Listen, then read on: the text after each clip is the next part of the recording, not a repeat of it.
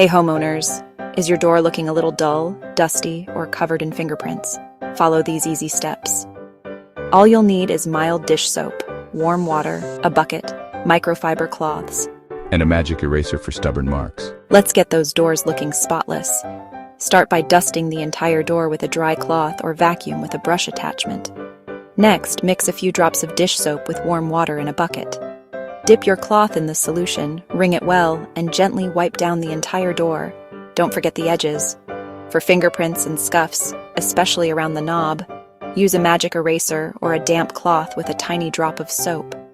Clean the door frame and handle too, then dry everything with a clean microfiber cloth to prevent water damage. Avoid harsh chemicals, excess water, and abrasive scrubbers that could damage the finish. Too busy to clean your door? Call Bear Brothers. Cleaning today at 256-633-6332 or visit www.bearbroscleaning.com, because your door and your home deserve to be Beary Clean.